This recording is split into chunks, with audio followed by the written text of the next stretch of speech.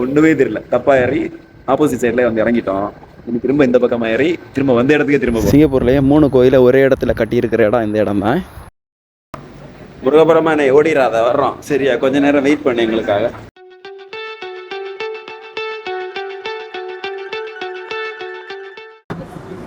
ஹாய்ங்க, welcome to my channel. என்னதான் வாரம் முழுக்க கஷ்டப்பட்டு வேலை பார்த்தாலும் ஒரு நாள் லீவு கிடச்சுன்னா அதில் கிடைக்கிற சந்தோஷமே தனி. அதுக்காகவே இன்னொரு வாரம் வேலை பார்க்கலாம் அப்படிங்கிற மாதிரி தான் இருக்கும். அப்படி இன்னைக்கு சனிக்கிழமை சீக்கிரமாக வேலை முடிஞ்சிச்சு. ரொம்ப நாள் ஆச்சு வெளியெல்லாம் சுத்த போய். இன்னைக்கு வந்து கோயிலுக்கு போகிறோம். கோயிலுக்கு போகிறதுக்காக கிளம்பியிருக்கிறோம். கோயில் பக்கத்தில் கிடையாது, ரொம்ப தூரம், 1.5 மணி நேரம் ஆகும் ட்ரெயினில் போகிறதுக்கு. நானும் நன்னோட நண்பர் தான் பின்னாடி வந்துட்டு இருக்காரு பாருங்க. ஓடி வாவல எவ்வளோ நேரம் தான் கேமரா பிடிச்ச. நாங்கள் 2 பேர் தான் கோயிலுக்கு போகிறோம். ரொம்ப நாள் ஆச்சுல கோயிலுக்கு போய். அது இந்த கோயில் புது கோயில், நிறைய கோயில் இருக்குங்க சிங்கப்பூரில், எக்கச்சக்கமாக இருக்குது. எல்லா கோயிலுக்கும் போனோம் ஒவ்வொரு நாளும். ஹாஸ்டல்ல இருந்து 2 நிமிஷம் போல் நடந்தால் பஸ் ஸ்டாப் வரும். பஸ்ஸில் போயிட்டு அப்புறமா தான் ட்ரெயின் மாறி போனோம். ஊராக இருந்தா என்ன, வெளிநாடாக இருந்தா என்னங்க, பஸ்ஸுனாலே ஜன்னல் சீட்டுன்னா அது ஒரு தனி மவுசு தான். அப்படி ஒரு சீட்டு இருக்குங்க, அதோட சந்தோஷமே வேற லெவலு. அப்படியே ஒரு இளையராஜா பாட்டை கேட்டால் எப்படி இருக்கும்? இந்த இடத்துல போட்டால் சூப்பராக இருக்கும். ஆனால் என்ன பண்ணுறது, காப்பிரைட் போட்டுருவாங்களே, போட முடியாது.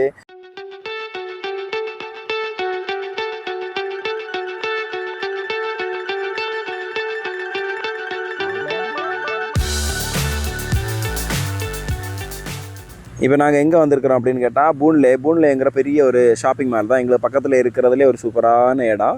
முன்னாடியெல்லாம் சிங்கப்பூர் வந்த புதுசுலாம் சனிக்கிழமை ஞாயிற்றுக்கிழமைனா எங்களுக்கு தெரிஞ்ச ஒரே ஒரு இடம் இங்கே தான். இங்கே வந்து நிறைய மக்களை பார்க்கலாம், வெரைட்டி சாப்பாடெல்லாம் பார்க்கலாம். அதனால் சனிக்கிழமைனாலே பூன்லே போகிறோம் அப்படின்னு கிளம்பிடுவோம். இங்கே எதுக்கு வந்திருக்கிறோம் அப்படின்னா, கொஞ்ச நாளாகவே ஃபோனுக்கு மெசேஜ் வந்துட்டு இருக்கு. அதாவது சிம் கார்டை வந்து 5G மாற்ற சொல்லி, அதுக்காக இங்கே வந்தோம். ஆனால் வந்து காணோம், அந்த இடத்தையே காணோம். இனிமேல் அப்புறமா தான் செக் பண்ணி பார்த்தா அது வந்து 10ஆம் தேதியிலேருந்து தான் இங்கே அந்த பூத்து போடுறாங்கன்னு நினைக்கிறேன், அந்த சிம் கார்டோட பூத்து. அப்போ தான் வந்து திரும்ப மாற்றணும்.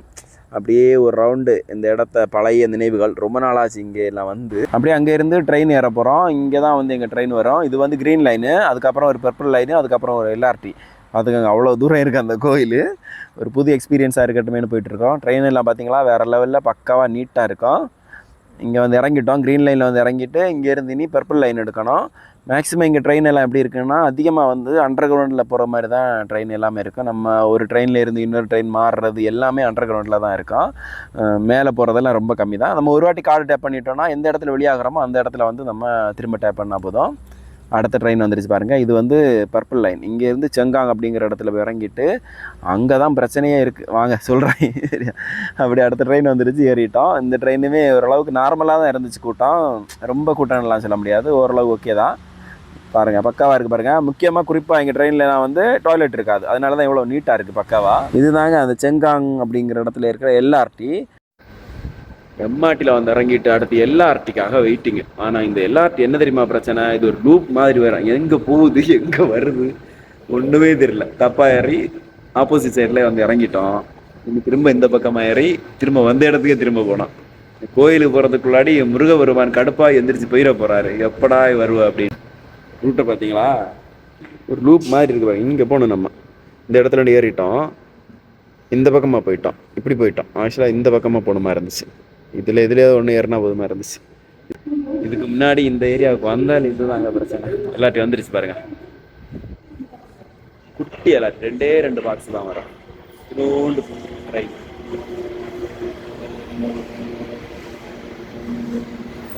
அவ்வளோதான், 2 பெட்டி தான்.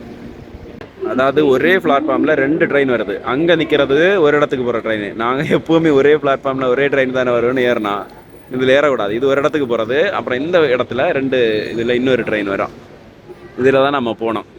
இன்ன சைடெல்லாம் கரெக்டு தான். ஆனால் வந்து நம்ம மைண்டுக்குள்ளே என்ன நினச்சேன்னா, ஒரு பிளாட்ஃபார்மில் ஒரு இடத்துக்கு போகிற ட்ரெயின் தானே வரும்னு இன்னும் தான் தப்பாக போச்சு. ஒரே சிங்கிள் பெட்டி மட்டும் தாங்க வந்திருக்கு, ஒரே பெட்டி தான். கரெக்டாக தான் வந்தோம்னு நினைக்கிறோம்.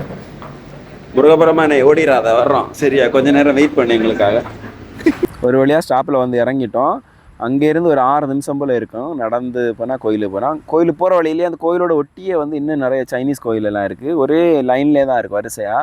நாங்கள் கூட ஏதோ நம்ம கோயில் தான் அப்படி இருக்குன்னு சொல்லிட்டு அவசர அவசரம் பார்த்தா அது இல்லை, அது வேறு கோயில். அந்த மாதிரி 2 கோயில் இருக்குது பக்கத்துலேயே. அங்கேயும் வந்து அப்புறமா தான் நான் இதை கோயிலை பற்றி படிக்கும்போது தான் இவங்கெல்லாம் சேர்ந்து இந்த இந்த ஃபெஸ்டிவல் எல்லாமே கொண்டாடுவாங்களாம். அதுவே நல்லா இருக்கு எல்லாம் பார்க்குறதுக்கு.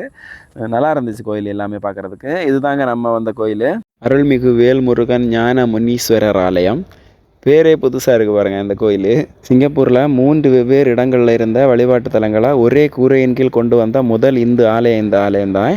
அதில் ஒரு கோயில் வந்து அருள்மிகு வேல்முருகன் கோயில், இன்னொன்று வந்து ஸ்ரீ கிருஷ்ண பகவான் துர்கா பரமேஸ்வரி கோயில், அப்புறம் இன்னொன்று வந்து ஸ்ரீ மாரியம்மன் முனீஸ்வரர் கோயில். இந்த மூணு கோயிலையுமே ஒரே இடத்துலையே இப்போ கட்டியிருக்காங்க. அதாவது சிங்கப்பூரில் கொஞ்சம் இடம் பிரச்சனைகள் எல்லாம் வரும்போது எல்லாருமா சேர்ந்து ஒன்று சேர்ந்து ஒரே இடத்துல கோயில் கட்டலாம் அப்படிங்கிற மாதிரி. ஏன்னா நிதி பிரச்சனைகள் கொஞ்சம் பிரச்சனைகள்லாம் இருந்ததுனால இந்த ஒரே இடத்துல இந்த 3 கோயிலையும் கட்டியிருக்காங்க.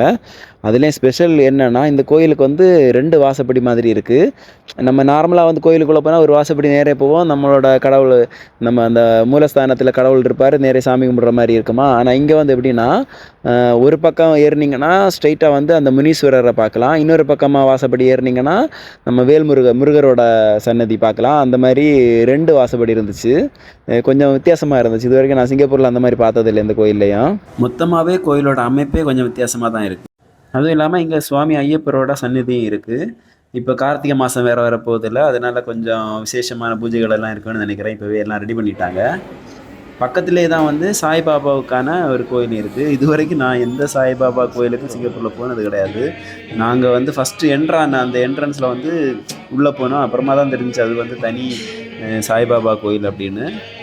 திரும்ப கொஞ்ச நேரம் அங்கேயே பார்த்துட்டு ரொம்ப ஒரு அமைதியாக ரொம்ப காமாக அப்படி என்ன சொல்கிறது ஒரு மாதிரி சைலண்டாக இருந்துச்சு, ஒரு மாதிரி நிறைவாக இருந்துச்சு. நான் இது வரைக்கும் போனது கிடையாது, மொதல் வாட்டி தான் உள்ளே போனேன். அந்த உள்ள நல்லா இருந்துச்சு. இங்கே இருக்கிற முக்கியமான தெய்வங்கள் யாருன்னு கேட்டிங்கன்னா ஸ்ரீ வேல்முருகன், ஸ்ரீ ஞான முனீஸ்வரர், ஸ்ரீ விநாயகர், ஸ்ரீ சிவன் மற்றும் ஸ்ரீ விஷாலாட்சி, ஸ்ரீ ஐயப்பன், ஸ்ரீ முத்துமாரியம்மன், ஸ்ரீ தட்சிணாமூர்த்தி, ஸ்ரீ துர்க்கை, ஸ்ரீ ஆஞ்சநேயர், ஸ்ரீ பைரவர், அப்புறமா வந்து சாய்பாபாவோட அந்த கோயில் நான் கீழே காமிச்சேன்ல, சமீபத்தில் தான் அந்த கோயில் வந்து திறந்திருக்காங்க.